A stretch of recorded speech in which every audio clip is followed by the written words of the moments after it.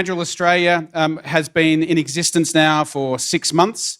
It's been a very, very busy time for the team. In that time, we have signed a contract with the Defence Science and Technology Group and the Royal Australian Navy to develop 3 prototypes for an extra-large undersea vehicle, and we're going to deliver that in 3 years. We've been building a team from me, up to 40 people, and we'll be working through that process over the next few months. And on top of that, we have 4 new contracts that we are targeting across all of the domains. So we have an undersea vehicle, as you know. We have a land contract that we're targeting. We have an aviation, aerospace program that we're targeting, and of course the final frontier, space. So Anduril Australia is just beginning its journey. It's a journey that is really important because, as we all know, things are never more unstable in the world than they are today. I know that the Ukrainian war that started 10 days after I joined, I hope I had nothing to do with that, has kind of been beamed into our lounge rooms. And it's so disturbing to see what can happen when a dictator decides to impose himself on a freedom-loving nation. We'll talk a little bit more about the Ukraine. It'd be unwise to kind of ignore the Taiwanese situation in our own backyard and the level of instability that brings into our life. And the bottom line for me is that I've realised that freedom just ain't free. We've got to work hard to maintain our freedom. And at Anduril, what we're doing is to work really hard on putting the latest technology into the hands of our brave women and men who assure our freedoms so that they can win the next conflict, should it happen, and not have to carry equipment on their backs and use equipment that was successful in the last conflict.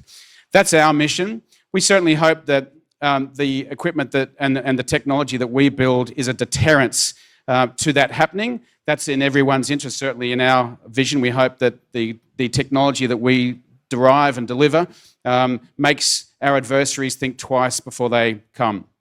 So tonight's going to be fantastic. You are in the ops room, and the ops room is where it all happens. Really, really lucky to have Palmer Lucky with us this week. We've had a fantastic week.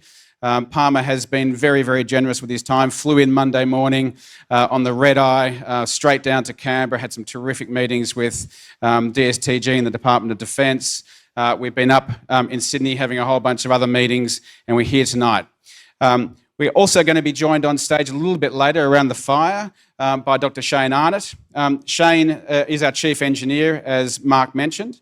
Shane comes in 24 years at the Boeing, from the Boeing company. He ascended to the highest levels of engineering authority in the Boeing company. And I think most importantly, he's responsible for the first airplane that Australia has built in the last 50 years, the Loyal Wingman.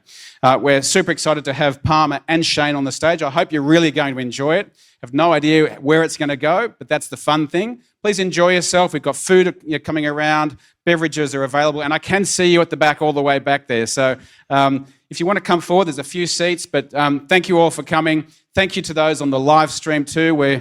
I think we're up over 1,000 people in the live stream now. Everybody is welcome, and I hope you enjoy tonight. Thanks, Mark. Thank you, David. Now, as you all know, there is no single person who looms larger over the history and arguably the future of virtual reality than Palmer Luckey. Now, at the age of 19, Palmer founded Oculus, got a Kickstarter going, raised $1 million or $2 million in the first 24 hours. $1 million in the first 24 hours. All right, $1 million in the first 24 hours. The rest, as they say, is history. And while we will talk a little bit about Oculus tonight, it's not our focus because it turns out that Oculus was only the entree, right? We are now settling into the mains. And I don't think anyone quite expected this was going to be the main. And by that, I mean pretty much everything by this, because the future has suddenly become different. And to walk us through that future as he sees it, please welcome to the stage Palmer Luckey.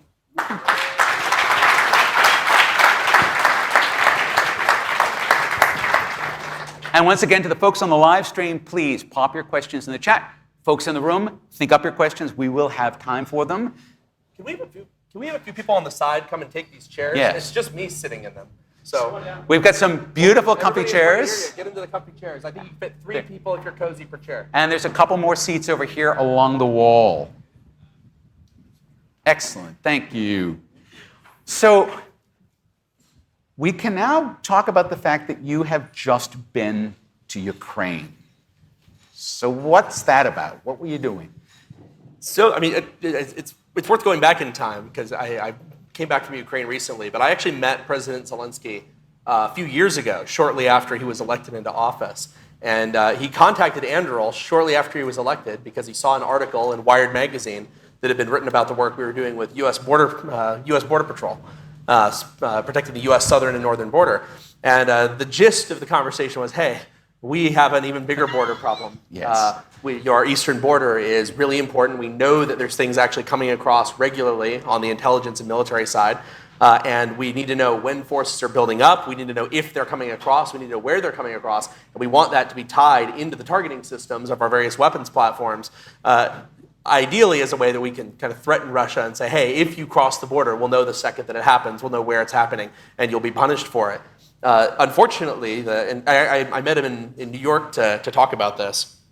The problem was actually on the bureaucratic side. And we'll come back to this later. Right. But the United States is very good at exporting weapons technology. We do a lot of weapons technology exports, including to Australia. What we are not good at is doing it on a fast timeline for new technology that's recently been developed. And the problems we ran into were not technological, they were bureaucratic. We just could not get them. Keeps cutting out. Are you guys able to hear me okay? All right. The problems were not technical, they were just purely bureaucratic. You sure I'm not cutting out? It's just, all right, I'm crazy. All right, that'll probably work. The problems that we had were not technical, they were bureaucratic. And at the time, I'll admit that I didn't fight hard enough against that issue.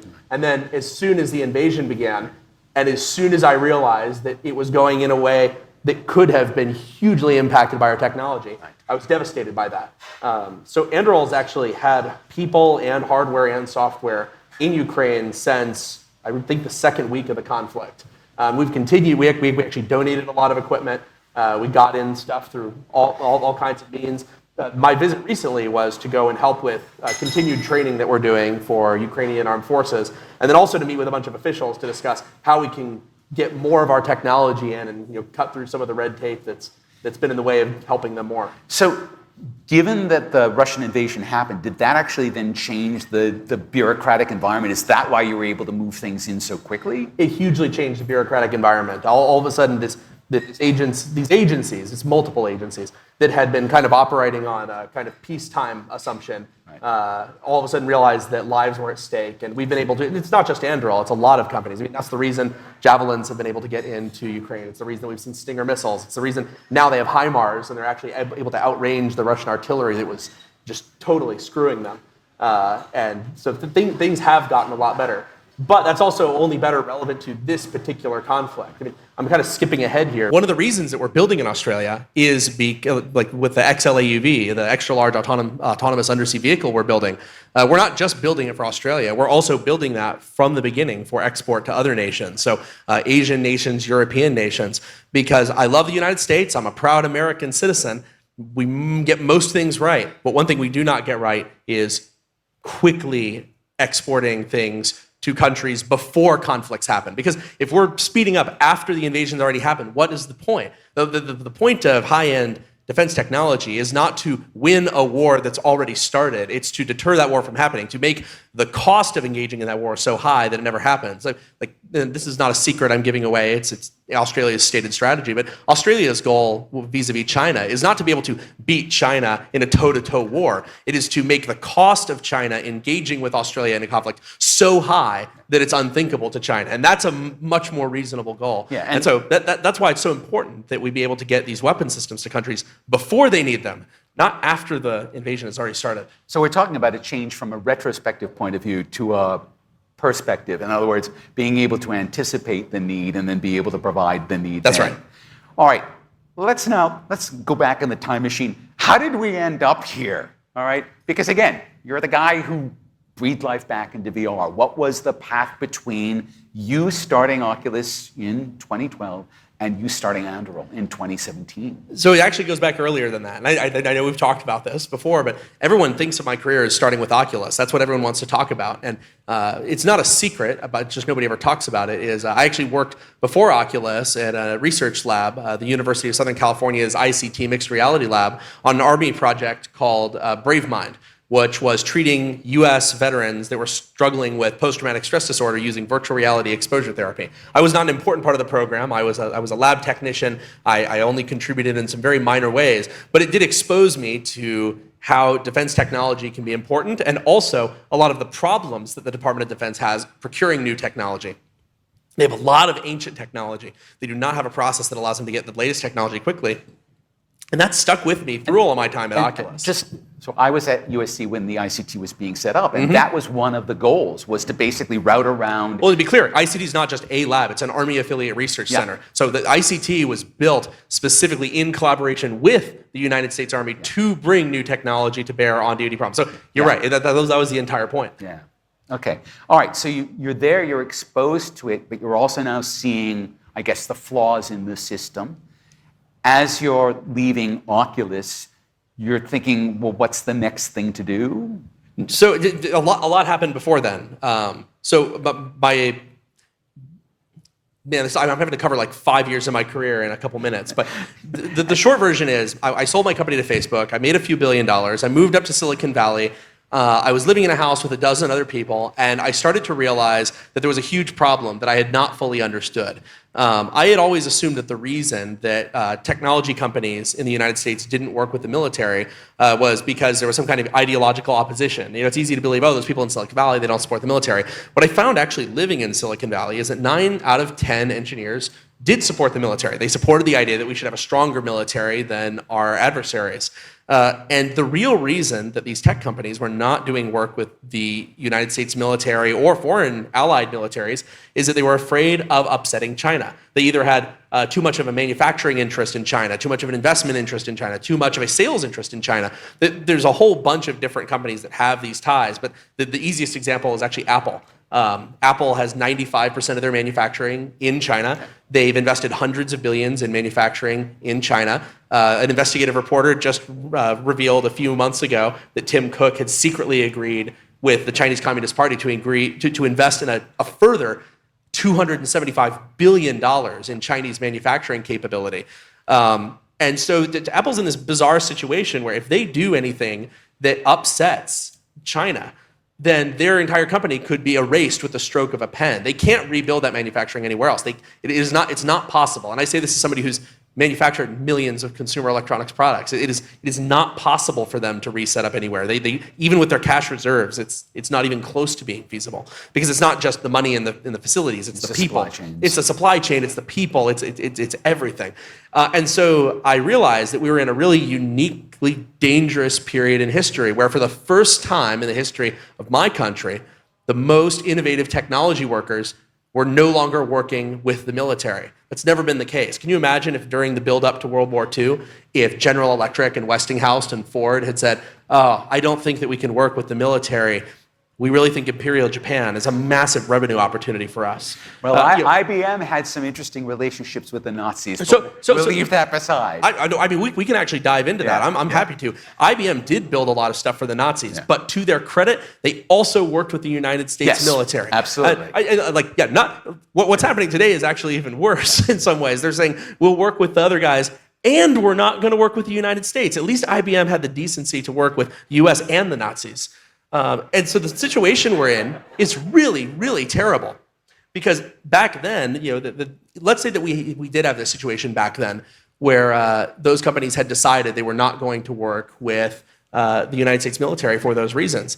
At least if a conflict had started, they would have been able to change their minds and pivot into helping the US, because we had industrial capacity, because we had people who could actually build those things. Now we're in a much worse position. And this isn't just the United States. It's the United States, it's Europe, it's even Australia. We've shipped so much manufacturing capacity overseas that were the worst to happen, there's nothing we could do to change our minds. Apple cannot change their minds and start building things for the military. It's too late for that. And so this is true across so many companies in the Valley. And I know I've been rambling for a little while now, but that is really the reason that I started thinking about what a next generation defense company would look like. What would it look like to build a company that could take those bright people out of the advertising industry, out of the search engine optimization industry, out of the augmented reality mustache emoji industry, and put them to work on things that were more important. And I actually started looking for companies that I could invest in that could do this, because I certainly didn't believe that the existing defense companies were going to build critical technologies like artificial intelligence, sensor fusion, high-end networking systems. They're very good at building some things, but there's some things where the best talent is in the tech companies. So here's the thing. I think most Americans, most of the time, go around believing that American defense contractors have the best of everything. Now, there was a period of time until around the mid-1980s where half of the computing power on Earth was located in Fort Meade, was being used by the NSA, right? And so I think people are still carrying on with these beliefs around where technology is concentrated. Well, I was one of those people. One of the reasons I wanted to work in an Army affiliate research center on virtual reality is because, as someone who is excited about virtual reality, I said, I'm going to go straight to the best place I can possibly work on it, the military research labs. I'm sure they've got the best stuff. Okay. And it turns out that they do not. And that was shocking to me, and it stuck with me for a long time. But when I fast forward a few more years, I worked at Facebook for a few years, and I ended up getting fired. And the second that I was fired, I knew that I wanted to work on this problem that I had been thinking about for a while. I said, look, the big defense primes are not in a position to build the right things, partly because the government has created the wrong incentives for them to do so, which we might want to talk about later. And the big technology corporations are completely abdicating their duty to help solve the problem as well. And I wish that there were more startups that were solving the problem. But just to get very, very real, it's very, very hard to raise money as a defense startup. And this is true even when you've recently sold a company for billions of dollars, I found out. If you look, everyone knows what a unicorn is, right? A bunch of people in the room. It's a private company with a valuation of over $1 billion. Some variations slightly differ, but that's the one I'm going to stick with. In 35 years since the end of the Cold War, there's only been 2 unicorns in the defense space. So Palantir, SpaceX. And SpaceX sort of doesn't count because that's actually a Mars company, and it just happens that the military is their largest customer. It's not actually really a military-focused company. It's a military company out of convenience. Well, Anduril is Oh, yeah, we're the third one now. Okay. Oh, yeah, just to be clear. Good. I just wanted to be clear on that, right? Yeah. But it was before Anduril. Yeah. There were only 2 in 35 years, and both of them were founded by people who had just sold their previous companies for billions of dollars, which means investors just kind of write it off. And so if you were trying to start a defense company and trying to raise money from technology investors, they would say, look, I don't even understand why. I don't know anything about the military industry, but you're telling me in 35 years, there's only been 2 unicorns, both founded by billionaires? I don't even have to understand the dynamics. I just understand that clearly the United States is not good at turning small defense companies into big defense companies. To put this into perspective, 2 unicorns in 35 years, in that same period of time, you've got 2 mattress unicorns, 24 fast casual dining unicorns, 50 gaming unicorns, over 100 financial technology unicorns, about 50 automotive unicorns, something like 150 biotech unicorns. I mean, every other industry, even ones much smaller, have much larger scale success. So smart investors don't want to invest in defense. Smart founders don't want to found defense companies. And smart employees, they don't have a financial reason to do it. Most people I found in defense startups, they were doing it because they were passionate and they were patriotic. They certainly did not believe that that was the way that they were going to make the most money, which is a problem if you're trying to attract really smart people. And when I was doing research for the interview that we did a couple of weeks ago, it's funny because it floated past one of my feeds that one of the defense primes has just started a big VC fund, right? And so clearly what you've done now has gotten them thinking differently so that there is venture capital around so that they can own a piece of that future?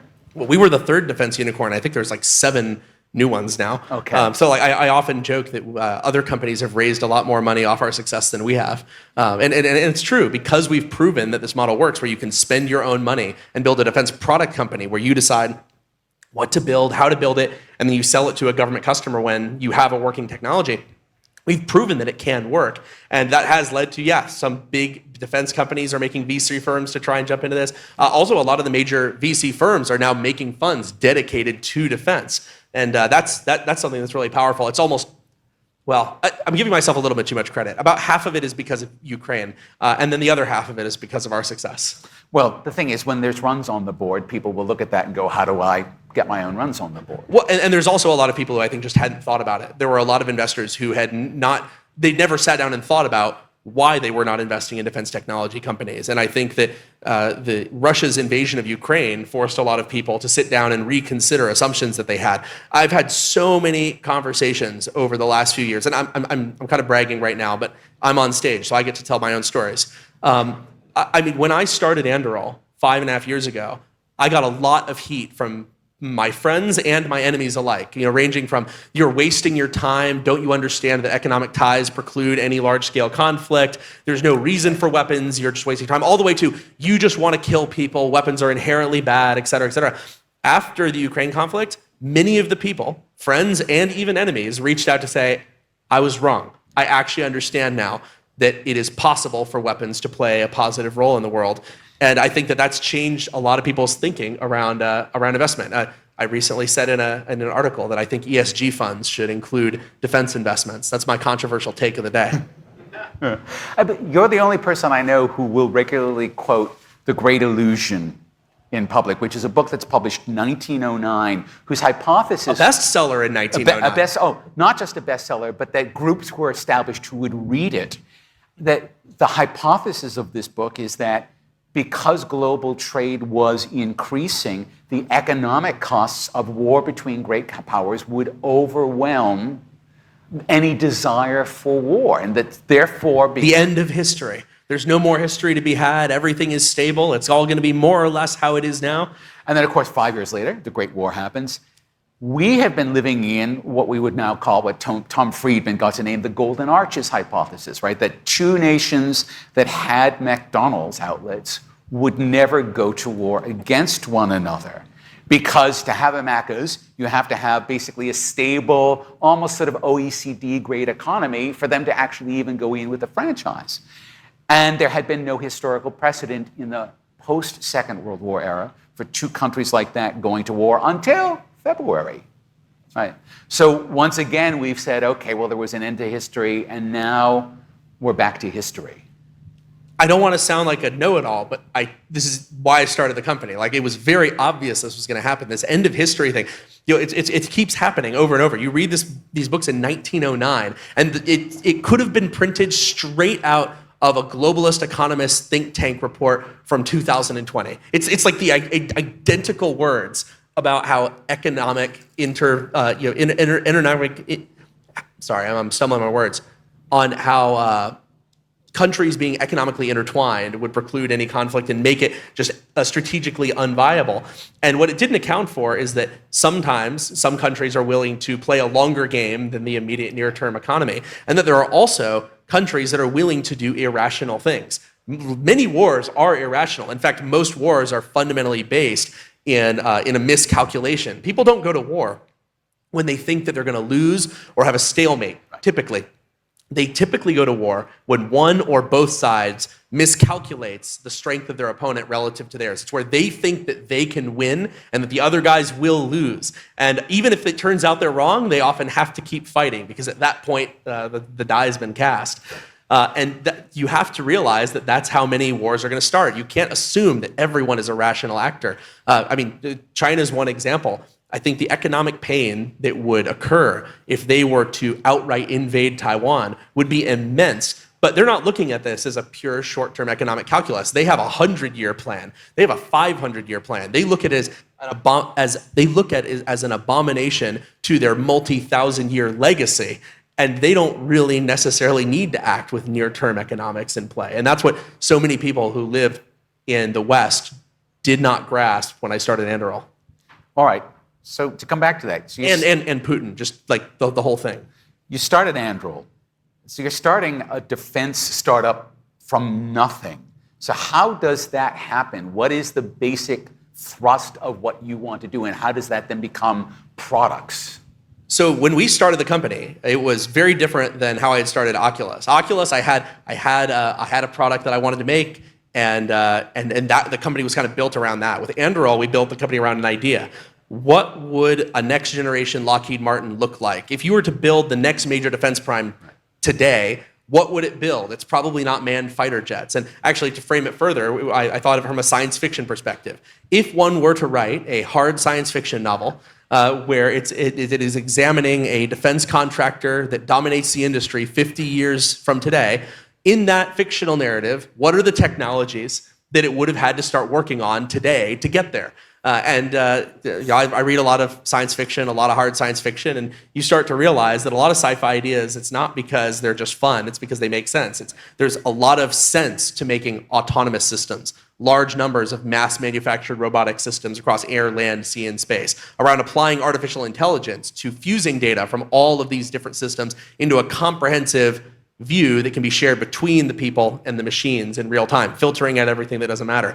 That was actually how we came to the conclusion of what we're going to build. We started the company not knowing exactly what the products would be, and then we sat down and said, okay, what do we need to start building? And so you have a set of, I guess, core directions, core technologies that then become core products? Right, and our first core product we built was Lattice, which is our AI sensor fusion platform that connects together all of our different hardware products and actually also a lot of third-party hardware products. In fact, we've integrated with more third-party products than our own stuff. And then we built hardware products on top of this. So, autonomous surveillance towers for counter-intrusion on the land, counter-UAS towers that are able to detect, jam, and kinetically destroy enemy aircraft of a varying range of sizes, building undersea vehicles, building space sensing platforms, building a whole bunch of aerial vehicles that are able to feed data into Lattice. And every product that we've built is built on top of that same software platform that it is. So that's kind of how it started. It was very much, what are the things we need to build today if we're going to be the Lockheed Martin of the 2050s? So, and it's only occurring to me as a question now, because you're making things that have to work, and they have to have, I guess, a high degree of reliability associated with them, you have to test them a lot, which means the wheels are going to fall off the wagon a lot of the time. So, I mean, do you have any stories from that process of doing things and having them go horribly wrong on the way for them going horribly right? I don't want to tell you any of those stories. I mean, there was a wise man who once fired me who said, "Move fast and break things." I think in the defense space, you can't really afford to think that way because there's so much that is on the line. Yeah. In the test process, sure, move quickly, but when you're actually talking about what you're going to deploy, you can't afford to push a new update and A/B what works better when people's lives are on the line. And it just doesn't work. And so it does require a little bit of a mindset shift. But in terms of testing, I mean, we have multiple test sites. We have our Capistrano test site, which is close to Camp Pendleton. We have a test site out in the Mojave Desert. We have also the Nevada National Security Site just became our primary test site. That's where the U.S. Department of Energy blew up something like 950 nuclear weapons, and now they've turned it into a weapons range where you can do basically anything. It's one of the only places in the United States where the FAA has no authority whatsoever. It's incredible. But by the way, this would never happen today. It's only because we cut out a square of FAA authority in the 50s, and they haven't been able to claw it back yet. I hope that DOE keeps it. Anyway, we have a lot of these test sites, and we put a lot of time into testing because we have to test it to a very high degree of confidence before we start telling people to have their lives depend on it. And that's a big difference between what we do and what a lot of tech companies do. So the way defense has classically worked is that the military will specify something and then defense contractors will bid on it and then they'll go away for some period of time, which can be as long as a piece of string, and then they'll come back and maybe it'll work or maybe it won't. Is Anduril doing it that way, or is Anduril doing it differently? So we do it differently in a few ways. First of all, most defense companies are working on a cost-plus basis where they're paid to develop technology by the government using taxpayer money. And the problem with that is the process of getting that money is very, very, very slow. The government trickles it out over a very long period of time. There's a lot of gates that you have to get through to get that money. And then on top of that, cost-plus contracting incentivizes you to have as complex of a system as possible, to spend as long as you can while still getting paid and not getting your contract canceled. And it's that incentive that the government has created that leads to so many of these projects just being done in bizarre ways that go on forever and ever and ever and ever and ever. And people make a lot of money working on projects forever. They get paid to do work, not to make things that work. And Anduril... Is the F-35 an example of this? I mean, I know we don't want to trash it necessarily, but aren't they all, they're all recalled right now, aren't they? I am now so tightly integrated into the defense apparatus that there are some things I can't speak honestly on. Because I'll upset people one way or the other. Okay. If I say that it's great, people will be upset with me. If I say it's terrible, people will be upset with me. And so it's actually just safer for me to say something ridiculous like this and let everybody guess what my true thoughts on the Joint Strike Fighter program that's been going on for decades. It costs over $1 trillion. By the way, one of the 3 tenets of the program was affordable. It's actually still on the patch. All right, so... I'll say one more thing, which is... This is an important thing for people who haven't worked with the military to understand.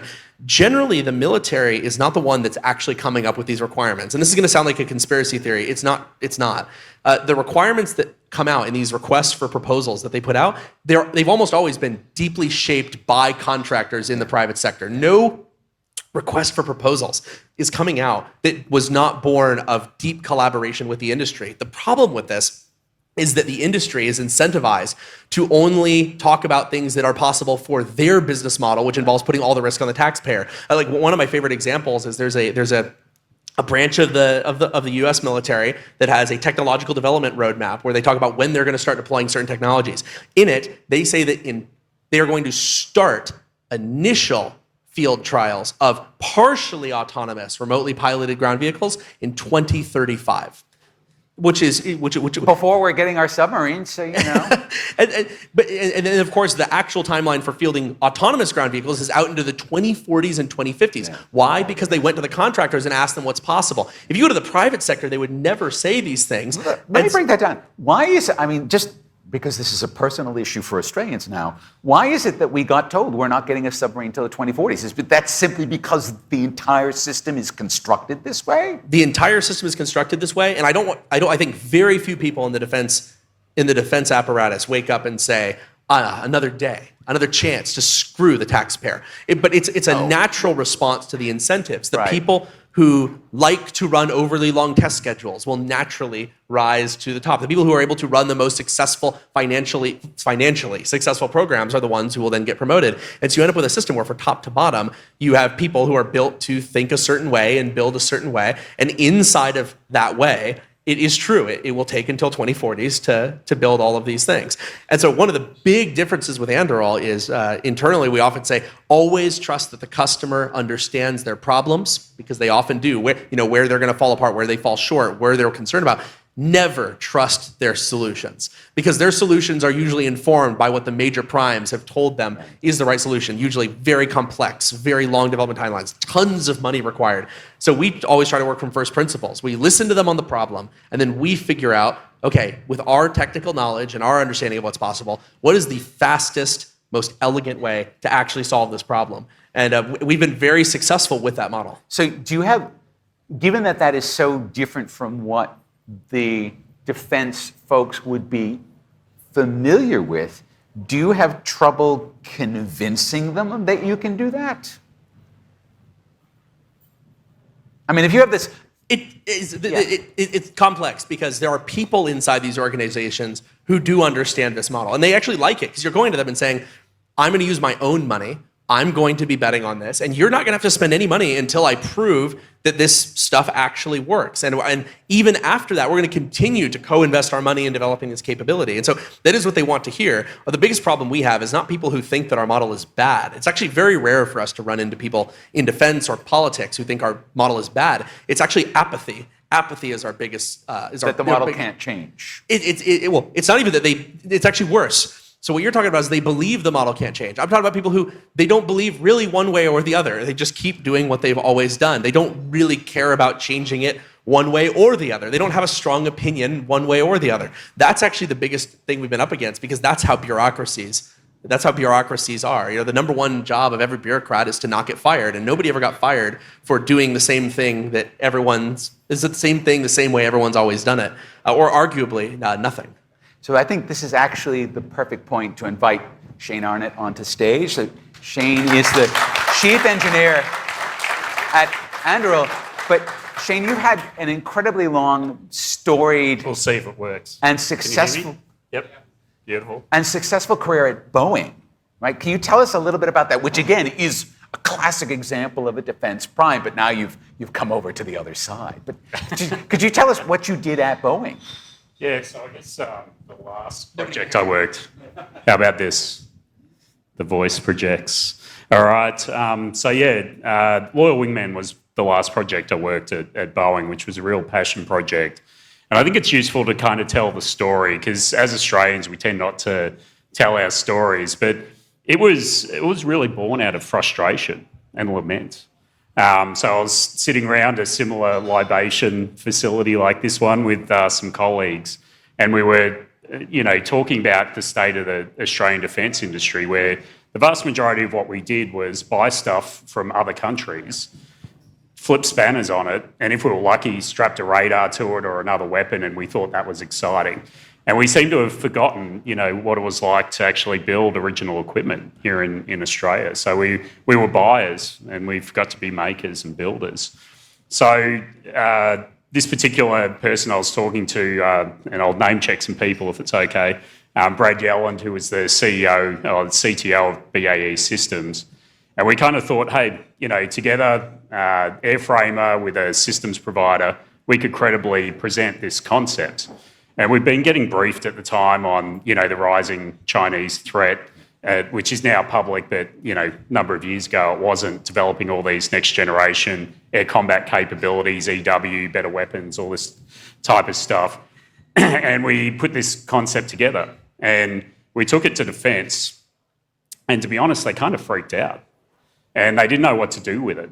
Not that the concept didn't work and we couldn't achieve it, but it was like, the answer was, well, Shane, we don't do this here. We buy it. You should take it back to the United States, and we'll let them get it and build it, and then we'll buy it back. It's like the Australian car industry, right?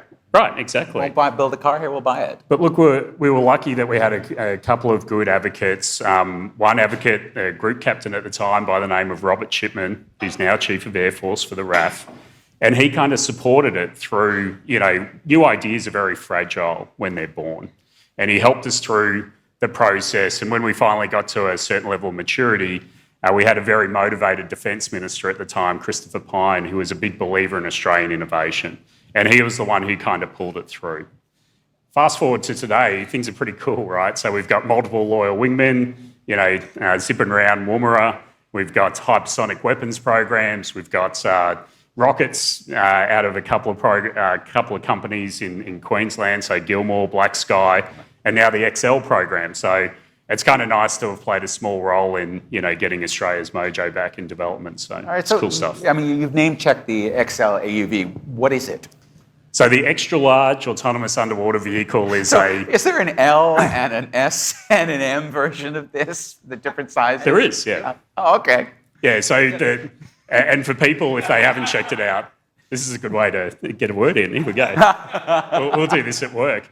So we've got a VR version of the large displacement vehicle, which is the baby at only 6 metres long. So the extra large is a school bus sized vehicle that will be able to go very long ranges, be able to persist at a very long time, to be big enough to pack a whole heap of surprises to help our friends up north think twice about some of the things that they're doing and kind of flip the script on the denial tactics that they've been doing to us, denying our ability as the West to manoeuvre in the Pacific by, planting some surprises in the backyard and, helping rebalance things, if you will. We do actually have a VR model of the large one, but we're not able to show it because it fills this whole space, and then we're not able to actually fit people in here. And the whole point is that you can walk around the model and have that work. So plus the Navy won't allow us to do it, but yeah, we did it at an exercise, our Autonomous Warrior. For those who were there, it was pretty wild. So we had a tent the size of this, and you could literally walk around it, inside it, pull it apart. Yeah, it's very cool. So from a business point of view, did you take a look at Australia going, they're having some trouble with the submarines, maybe we can help out? I mean, was that the chain of logic? I mean, we started working on this even before that. So I think that a lot of the people have often asked, like, is the AUKUS deal related to why is the AUKUS?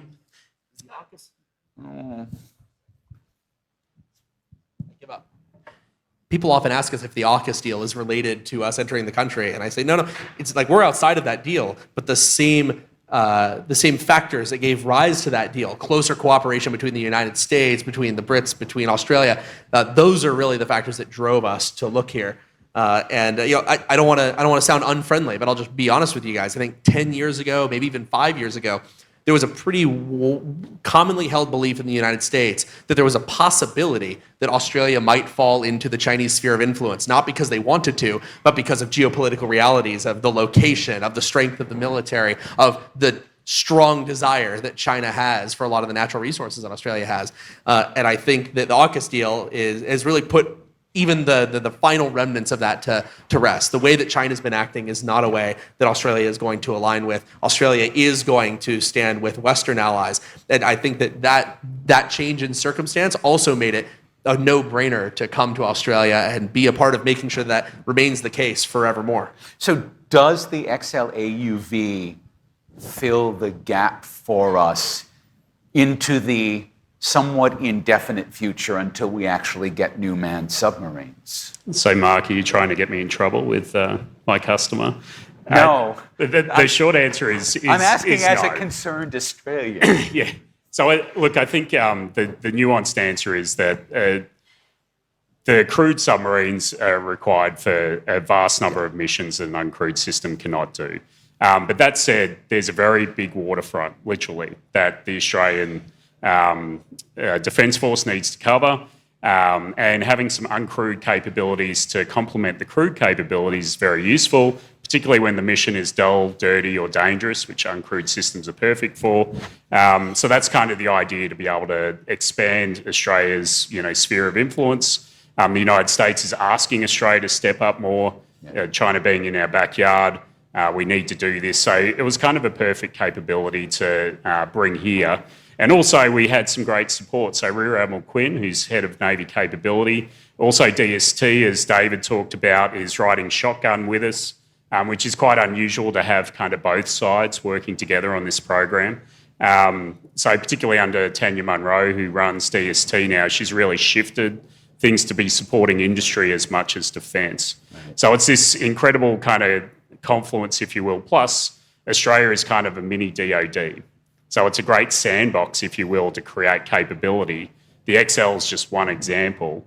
And plus, we're a big country with a low population density, a whole heap of wide open space. So it gives us an opportunity to try things out and get to good a lot quicker by using our test ranges and all that type of thing.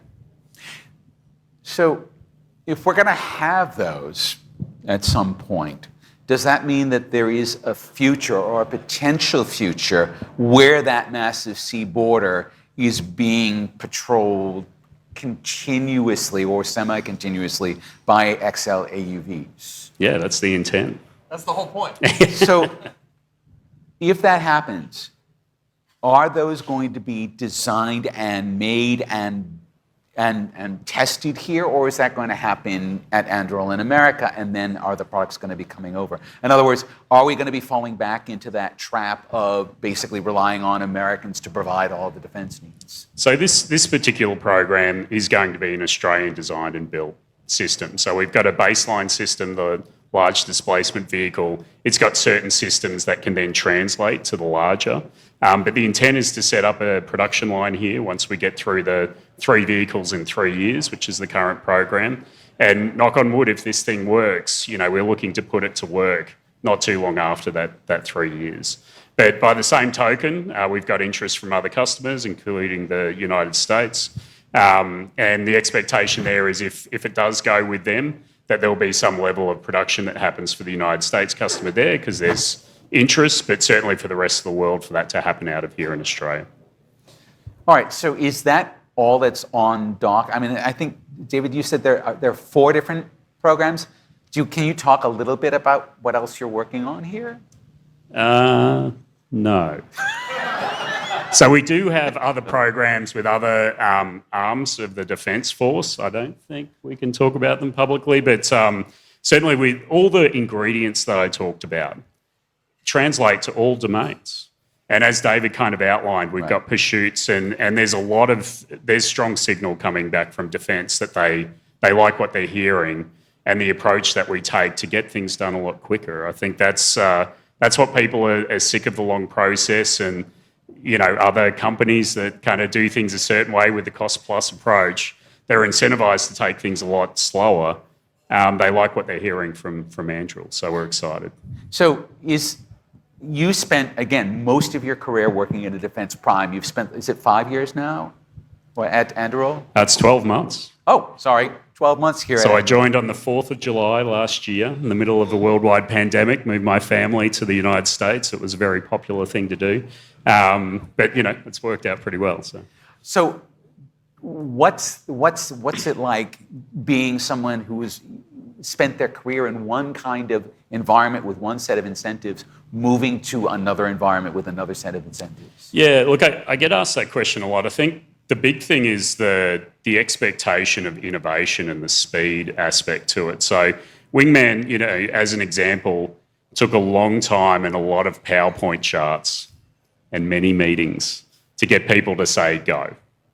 And in an environment that's, built to kind of be checks and balances, get everything right, getting people to listen to and accept ideas is very difficult. Whereas in Anduril, the ability to pitch ideas and have them heard and then consumed and then actioned is just incredible. So I think when we, conceived this idea with Chris Brose, who was partner in crime, the CISO of Anduril, plus the guys from Dive Technologies, Bill Lebo, Tim Raymond, and it was literally 0 PowerPoint charts. I think 3 meetings and a big whiteboard session with the leadership, and it was fairly intense questioning. It wasn't like an easy pass, like we've got this huge bank account, we're just going to be crazy. It was, how's this going to work? How's it translate? What's it look like beyond this? What's the future look like? And when we answered the questions, we went to Navy and we kind of pitched it, and it was a pretty quick turnaround that they went, yeah, let's do it. So just totally different mindset from that regard. So Palmer, what do you do in terms of how you think about the organization to encourage that constant flow of ideas and suggestions that becomes new products?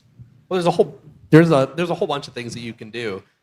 Fundamentally, what we're trying to do is build an environment where you're rewarded for figuring out how to solve problems quickly. And it's worth noting that's different than a lot of primes. I have a lot of friends who have worked in big primes where they figured out how to get something done faster and ahead of schedule, and they were punished in their career for it because they were making either the leadership look bad or showing that the program had been overly technical and complex from the beginning. Or worse, they were just making the company less money by getting things done too quickly.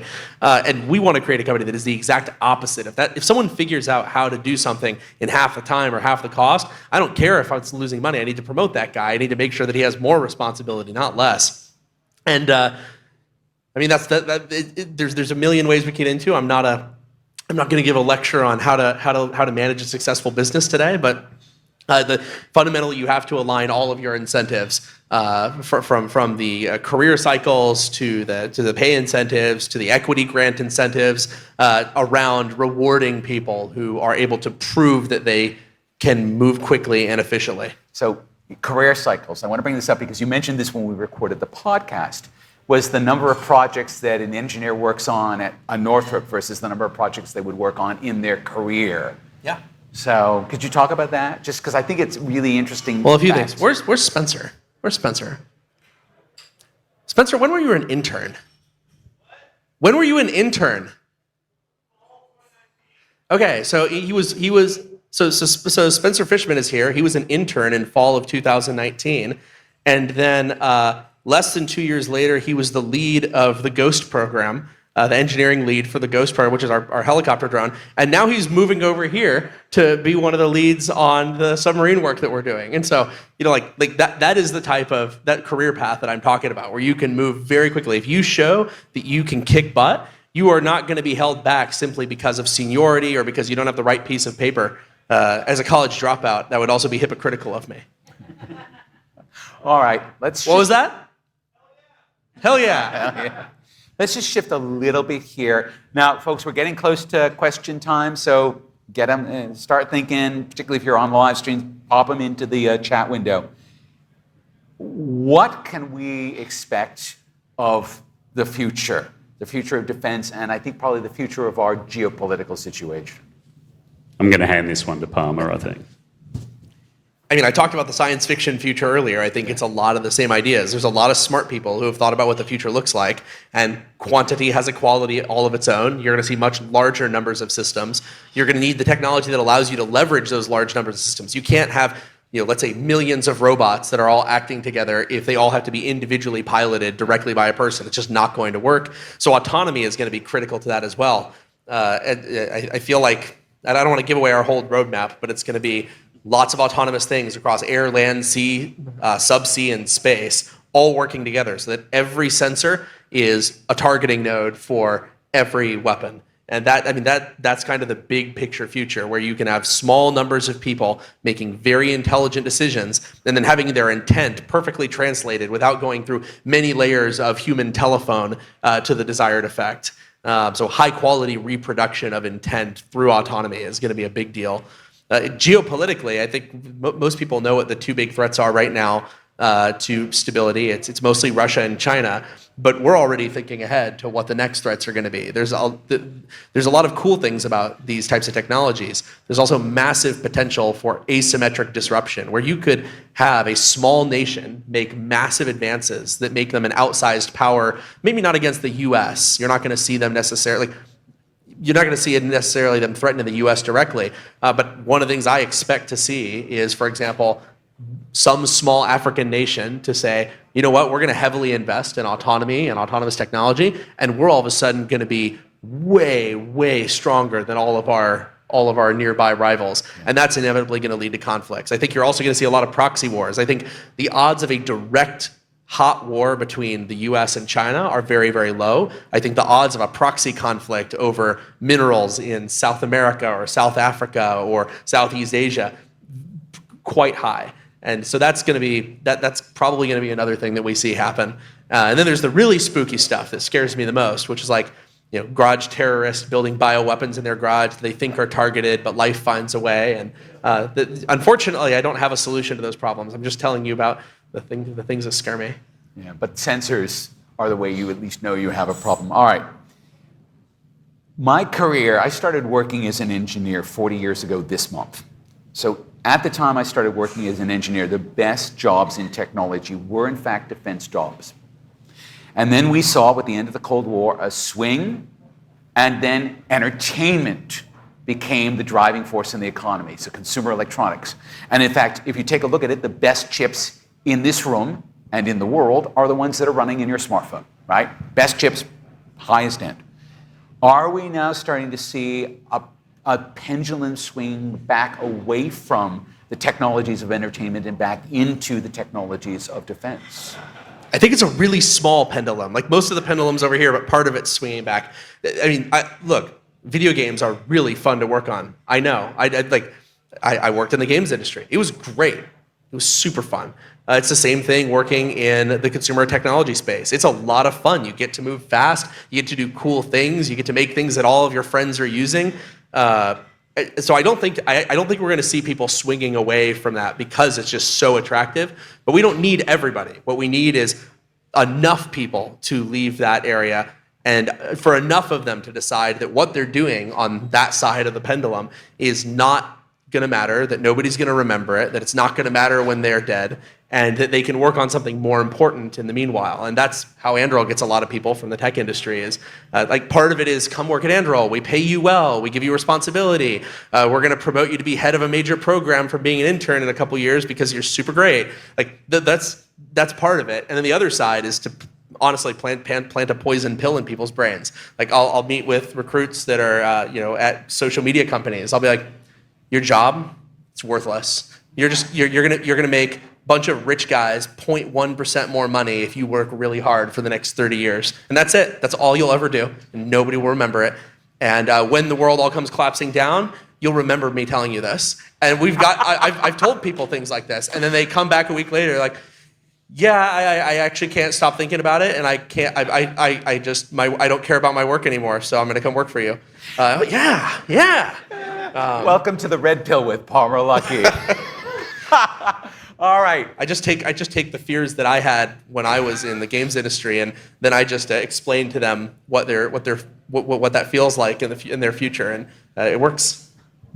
It is time for your questions, folks. First question's going to be in the room. We need you to put up your hand. Please don't ask your question until you have the microphone in your hand so that the people on the live stream can hear it. There's a bunch of hands up front, which is very brave of you because you are up in front.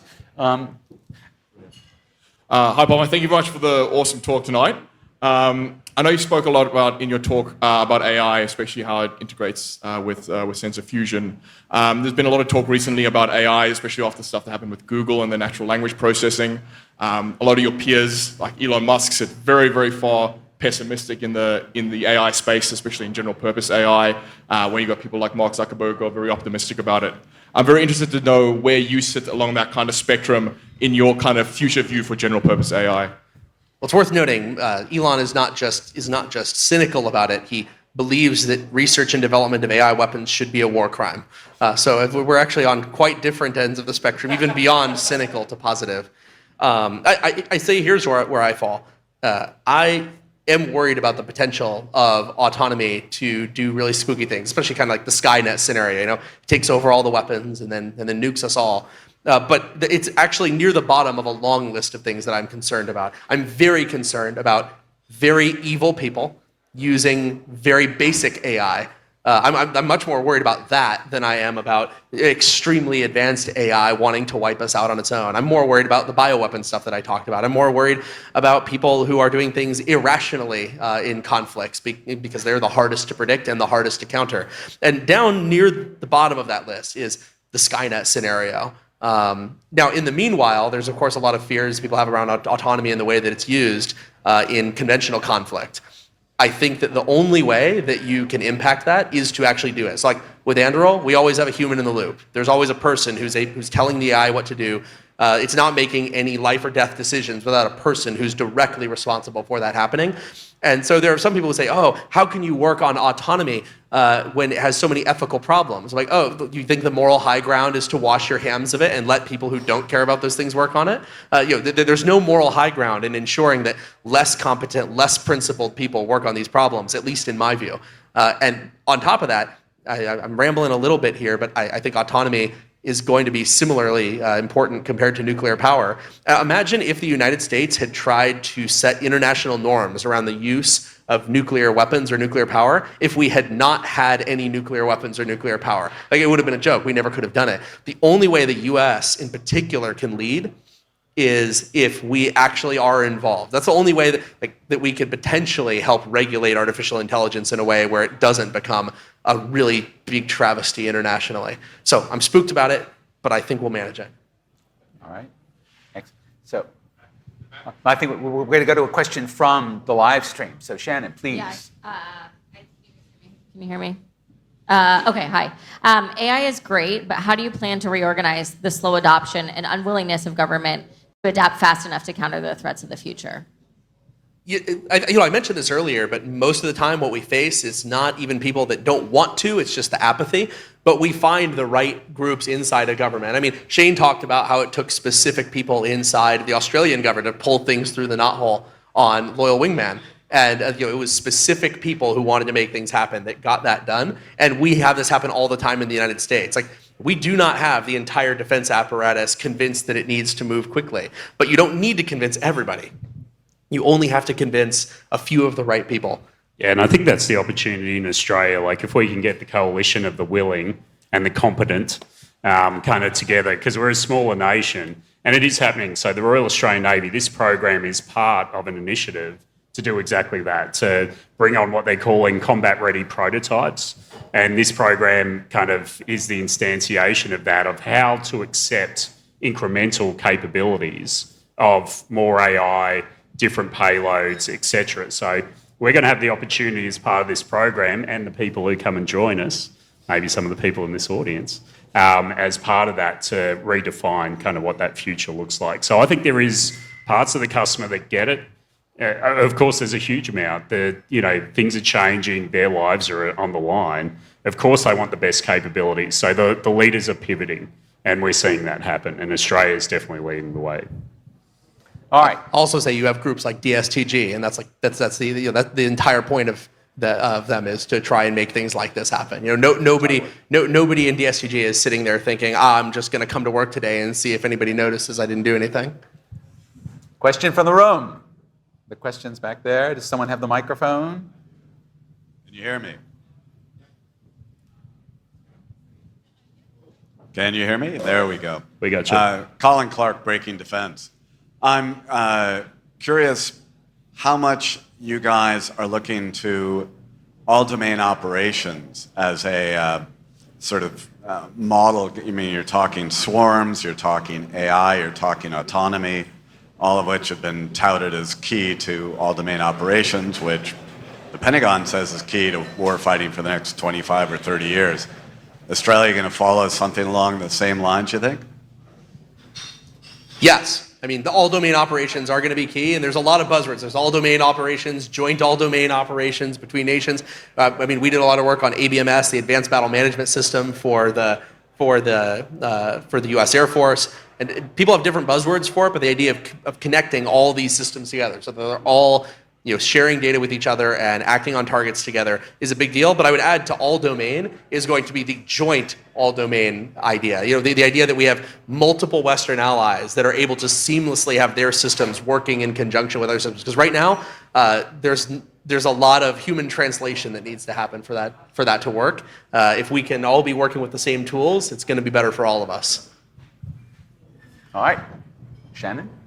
Okay, one question from the live stream. Is Anduril also positioning to support other small defense startups pull through the hard stage to become makers and builders and unicorns in Australia too? So are we helping other defense startups? Yep, so we've been talking to, I think you guys call them SMEs, small and medium enterprise. It's tricky for me in the US, that means subject matter expert in the contracting side. So, but you've got your SMEs and you got your SMEs. We've been talking to, I think, Dave, is this right, over 40 companies recently that we've been having deep discussions with, working on, some of them manufacturers, some of them technology companies that are that have already made technology. We actually already have some vendors that are here in Australia. APD is super good. You guys make the best. So you're like one of my favorite motor controller companies, probably the #1 motor controller company. It's like we actually already have a lot of Australian suppliers, even for the products that we're making in the US. So it's been really easy to kick that off here. The reason I'm stoked about that is because I know we've grown quite a bit. We're 1,300 people, but I still really deeply care about small companies. I'm always telling the US government that we need to get better, not at helping the Palmer Luckey of today. We need to get better at helping the Palmer Luckey of 2012, when I was 19, living in a camper trailer, starting Oculus with not a dime, but pretty good technology. And so we're talking to a lot of companies that are slightly past that phase.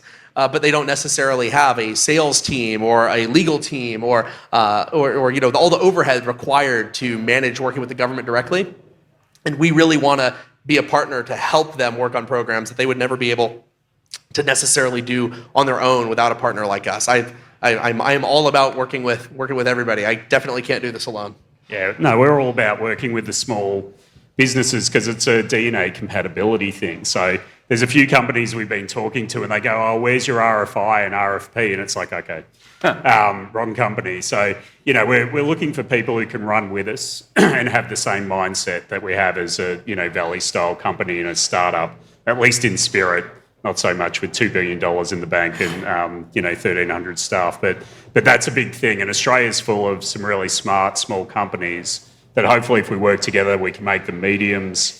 And that's a big problem in Australia at the moment. We've got a whole heap of bigs, a whole heap of smalls, but we really need to bring some people up, particularly if we're going to be manufacturing and getting a solid supply chain into the future. So that's our plan. All right, back out to the room. Who do we got? Yeah, we got Glenn Alcock here. It's really good to have you here, Palmer. It's awesome to listen to you talk. So my question is probably a little bit more business orientated.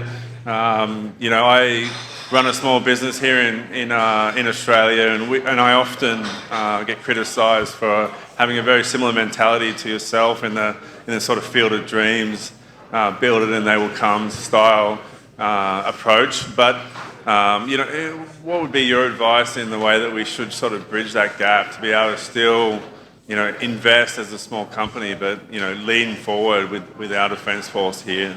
Well, do you know anything about batteries, Glenn? We've been talking to Glenn about some batteries for an extra large submarine.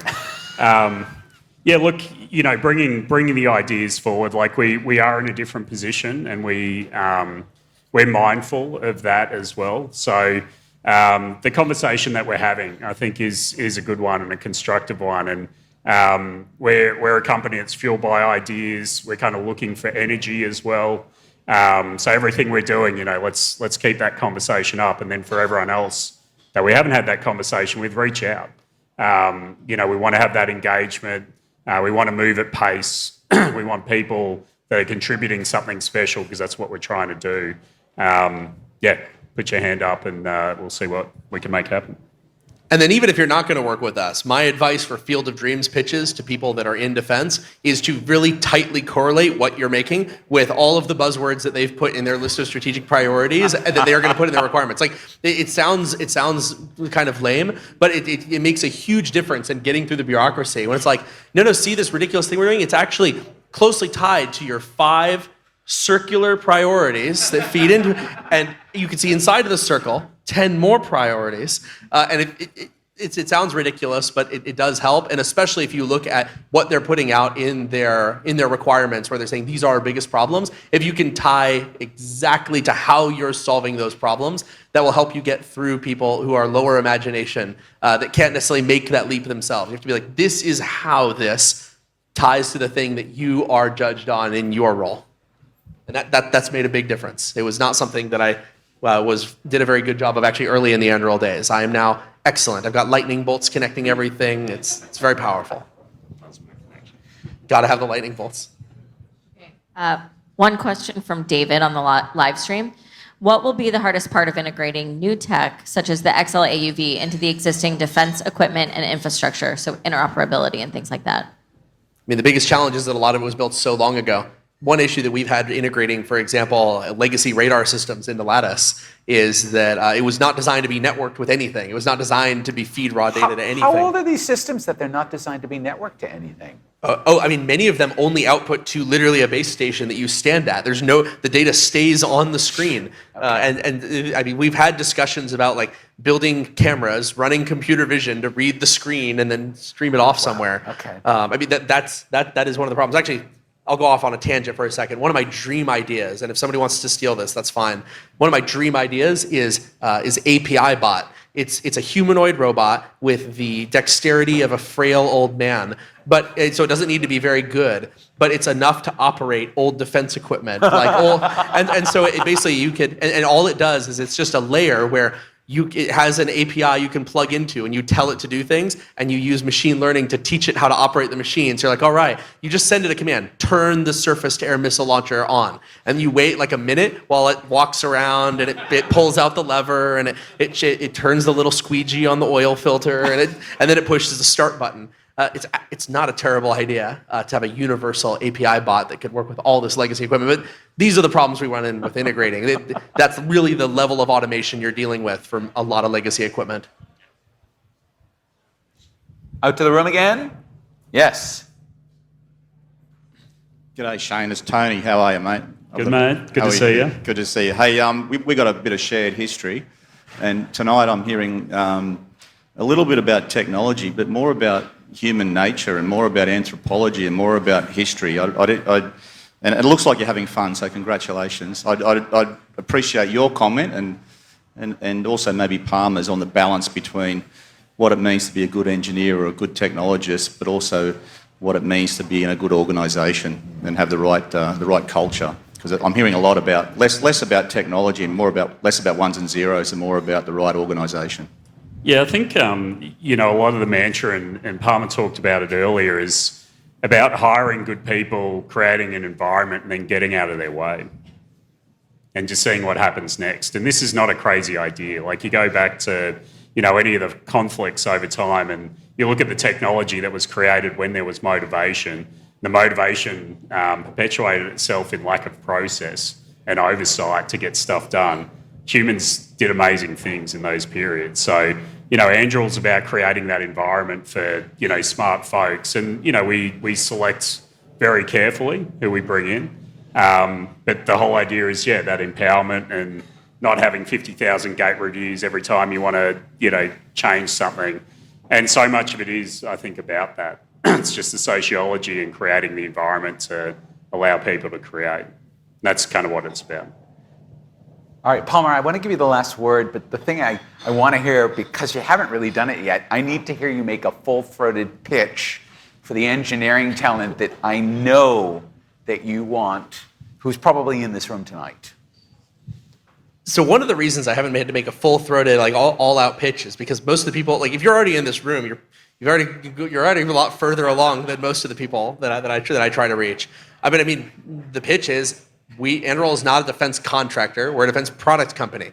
We use our own money to decide what to build, and then we build things that work, and then we sell them to the government. It's the way that every other industry works. It's the way that defense should work. If you come and work for us, you're going to have a great time. My goal is not only to make it a professionally fulfilling job and a spiritually fulfilling job, but also a fiscally fulfilling job. I know that everyone has a fiduciary duty to their families, and I really understand that and take that seriously. I don't want to sound like a gross money-obsessed guy, but I'll do it. One of the things that I'm most proud of in my career is the fact that when Oculus was acquired, and people can berate the acquisition all they want, they can make fun of Facebook, I'm fine with that. But there's one thing that I did that I'm very proud of. Every single person in the company became a multimillionaire and financially independent, from the receptionist at the front desk all the way up to the CEO. And that was something I'm still extremely proud of. It's something that I hope that we can pull off again with Anduril. And I think we're going to make a much bigger difference while we're doing that than almost any other company. You know, I want to save taxpayers hundreds of billions of dollars a year while we make tens of billions of dollars a year. Both of those things are possible, and if people come and join us, I won't take it for granted. I know that everyone we hire has plenty of options. They could work at a big tech megacorp, they could do their own thing, they could go back to school to get a master's and then a PhD and then a second one. But I think that they'll have a much better time if instead they come to Anduril, and we will treat you well, and I don't think you'll regret it. And the key thing is that we're going to build here in Australia. So quite often there's all these great companies, but you've got to go to the United States, you've got to go to Toulouse or whatever to actually build stuff. So the notion here, you know, it took me 20 years in another former employer to build an airplane. It was super cool. That's not what we're about here. We're looking to do the iterations. We're looking to get Australian versions of Spencer down the back with the right accent. To, you know, do these things and get a lot of reps. So come to Anduril, we're looking to build products. Australia is this great environment, this perfect sandbox to create capability. Companies like Anduril value speed, and we've got this environment that we can go quick. So I expect that we're going to be building a lot of products. So we need great people to build great products. Come work for Anduril. Ladies and gentlemen, let's thank Shane Arnott and Palmer Luckey. Thank you. Thank you.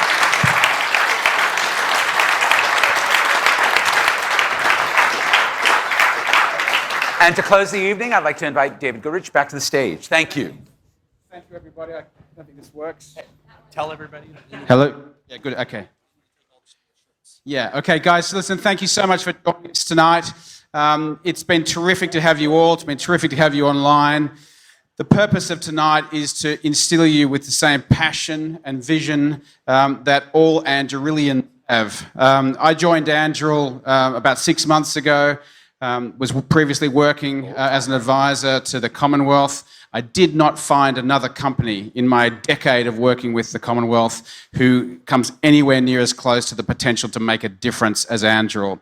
We are looking for the best people. We know that the room is populated by massively smart and talented human beings. If you would like to have a talk to us, Andurilians, put your hand up. This microphone is not working. I'm going to kill someone soon. Talk to someone who's from Anduril to find out what it's like to be on this journey with us. We are super passionate to have you. We are recruiting right now. We're recruiting to 40 people at the moment, but there's every opportunity and likelihood we're going to go to 4 times that in the next two years or so. So please reach out. We're super happy to have you. Bar's open. I can't help you at home. Food is on, but thank you so much for joining us. Good night.